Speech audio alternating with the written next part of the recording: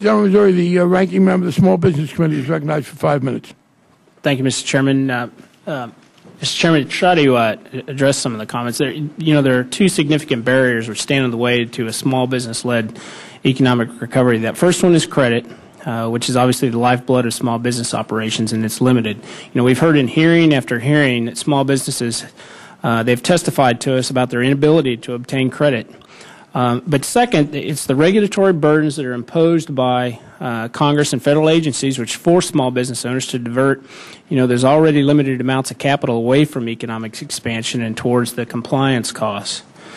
These two barriers restrict the ability of small businesses to hire workers and obviously lead this economic recovery. But the Consumer Financial Protection Bureau are going to make things even more difficult by forcing financial institutions to further restrict that lifeblood, the credit, while also imposing unnecessary costs on those smaller financial institutions. And this is certainly not the way, I believe, to help small business. And the amendment that Mrs. Biggert, Mr. Schuler, and myself, it simply reinstates that Senate language, which I think is good, concerning the rules issued by the CFPB.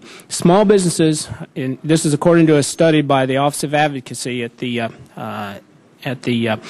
Small Business Administration, they pay about $2,000 per employee per year more than large businesses to comply with federal regulations.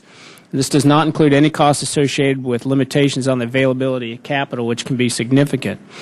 The Regulatory Flexibility Act, or RFA, it simply forces federal regulators to consider the economic consequences of the proposed and final rules on the small businesses that they regulate.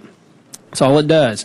The premise of the RFA is simple. If an agency has two ways to achieve its regulatory objectives, it should select the one that imposes the least cost on small businesses, since they represent the vast majority of entities subject to the federal regulation. But by forcing federal agencies to assess the consequences of their rules, they are less likely to impose unintentional barriers to economic growth and job creation. The scope and size of the CFPB indicates that its regulatory reach could be much wider, have a much wider impact than we realize. And these consequences, both unintended and unintentional, are going to have significant potential to limit the availability of credit to small businesses.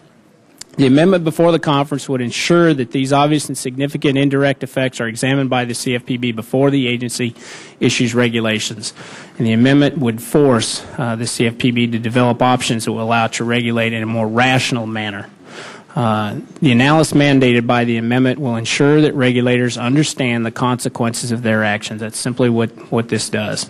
And it's not simply, the upshot is not simply better rules, but a more vibrant economy that allows small businesses to grow, create jobs, and put America back on the economic recovery. And I would encourage accepting the Senate's language, and I hope we can do that.